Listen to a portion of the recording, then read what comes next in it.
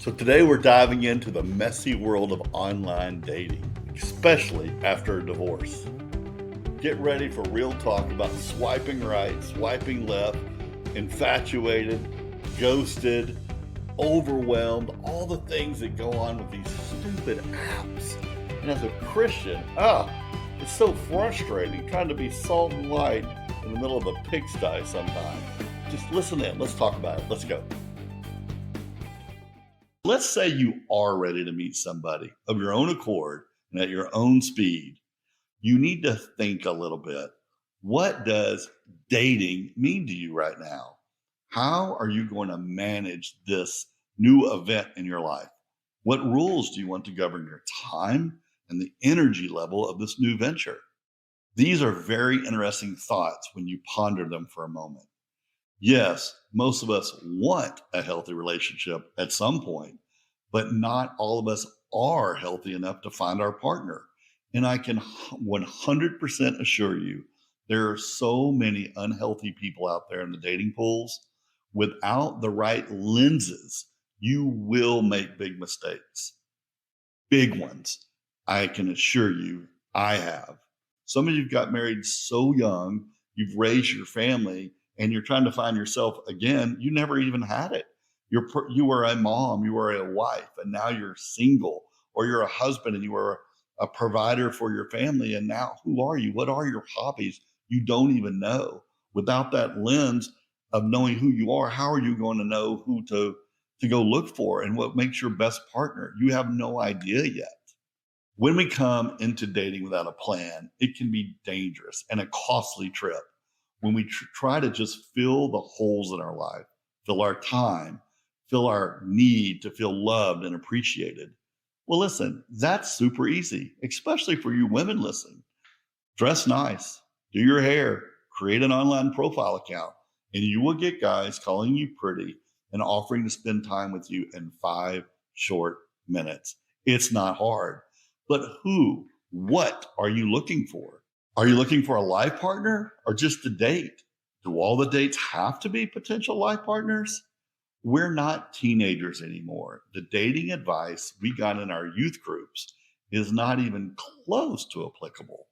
We have much harder lives to navigate.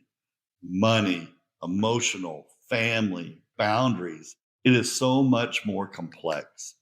Many of you want to date someone opposite of your ex, or maybe very similar, but without those flaws. More of this phenomenon on a later full episode about dating and finding your right person. But it screams you have to be healed to have a clear lens of what you want or need. Most of us gravitate back to the same type of people until we learn why we are attracted to that type of person and we fix it. But let's just assume you really are ready, you know what you want, and that you magically found someone who knows what they want too. How are you going to find each other? How many fish will you have to throw back before you find your next right partner? How are you going to exercise those flirt dating muscles if they've been dormant for a while? Scary, right? Introduce the dating app solution, an easy way to window shop and pick your person with ease. Side note, I find it so funny when some of you women listening get on an app for the first time. It's like walking through one of those full-length mirrors made of water where you can walk through, but you have no idea what's on the other side of it. Well, some of the women coming to these apps, they open their account super scared, super cautious. The new accounts have no bio, and they have pictures of cats, lakes, memes, etc. that were uploaded so nobody can see your face. Then after you get your dating legs, those get changed to maybe your best pictures that you happen to have on your phone. And then over time, maybe it matures. It's just so funny because I used to log in and I'd see a few cats a day on the apps. And I think, oh, here's another dating newbie. Swipe left. She's new to the game. She's not ready.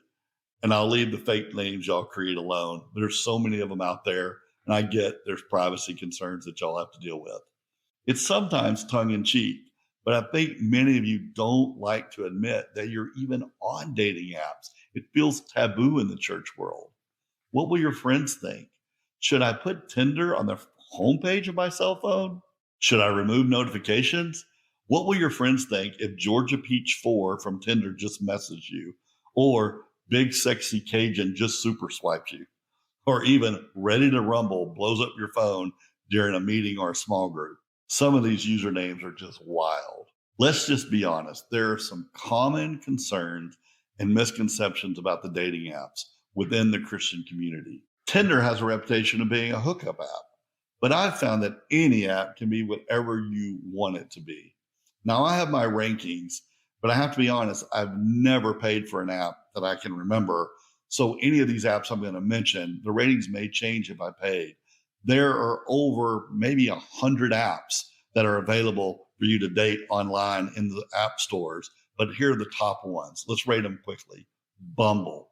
I like this app because it puts the woman in charge. She has to reach out first.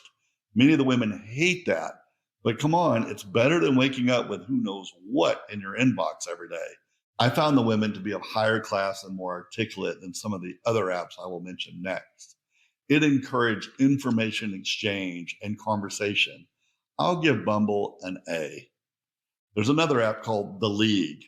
It's hard to get in and it's expensive, except they do let you in with free approvals, but it is great because there are no fake accounts.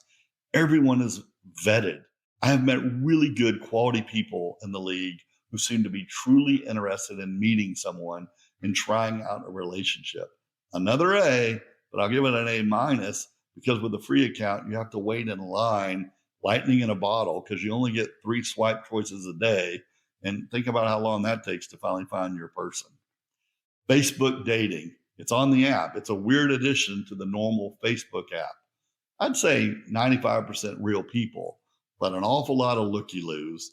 And there's the ability to see possible friend matches and do deep detective work, knowing their first name and the city they live in and anything else they accidentally revealed.